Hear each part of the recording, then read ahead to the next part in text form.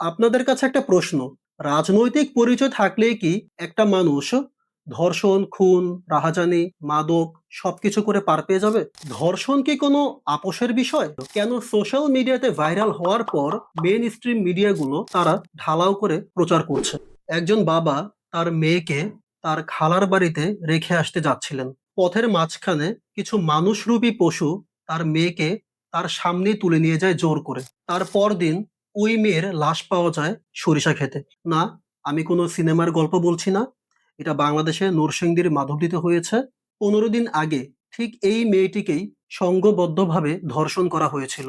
প্রশ্ন হচ্ছে, একজন অপরাধী কতটা বেপরোয়া হলে সে একটা মেয়েকে ধর্ষণ করে? 15 দিন পর ওই মেয়েটিকে তার বাবার কাছ থেকে ছিনিয়ে নিয়ে যায় এবং পরবর্তীতে তাকে খুন করে। আমরা এখন কোথায় বসবাস করছি? আজকে এই পুরো ঘটনাটি মহানগরে আলোচনা করছি। আমি আলামিন। আশা করছি পুরো ভিডিওটা দেখবেন। নরসিংদীর মাধবদীর এই ঘটনাটি কোনো বিচ্ছিন্ন ঘটনা না। এটি আমাদের সিস্টেমের ব্যর্থতা, এটি আমাদের সিস্টেমের দুর্বলতা। 15 দিন ঠিক আগে আমেনাকে অপহরণ করা হয় এবং ধর্ষণ করা হয়। তারপর সেখানকার মেম্বার আহমদ সাহেব এক প্রকার জোর জবস্তি করে এই পুরো ব্যাপারটা সমঝোতা করে ফেলে।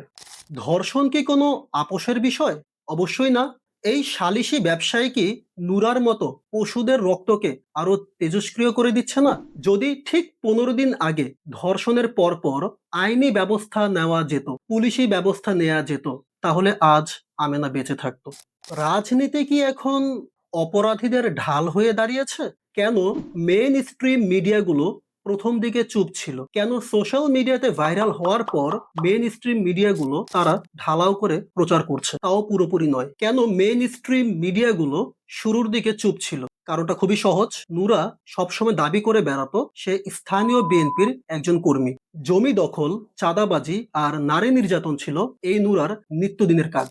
দলের নাম ভাঙিয়ে এই যে দিনের পর দিন অপরাধ করে পার পেয়ে যাচ্ছে, এর কি কোনো দায়ভার সরকারি দল বা রাজনৈতিক দলগুলো নিবে না? সোশ্যাল মিডিয়াতে যখন কোনো কিছু ভাইরাল হয় তখনই এই দেশে বিচার নিশ্চিত হয়। এটা বেশিরভাগ ক্ষেত্রেই সত্য। সোশ্যাল মিডিয়াতে যখন প্রতিবাদের ঝড় উঠল তখনই পুলিশ এবং প্রশাসন নড়েচড়ে বসলো। কিন্তু কেন? কেন এত দেরিতে? আচ্ছা ভাবুন তো সেই বাবার কথা, যে কিনা তার মেয়েকে একটু নিরাপদ জায়গায় নিয়ে যাচ্ছিল, কিন্তু রাস্তায় নুরার সাঙ্গপাঙ্গরা সামনে এসে দাঁড়ালো এবং জোর করে তার মেয়েকে তার বুকের কাছ থেকে ছিনিয়ে নিল। নিশ্চয়ই তার বাবা অনেক আহাজারি চিৎকার করছিল।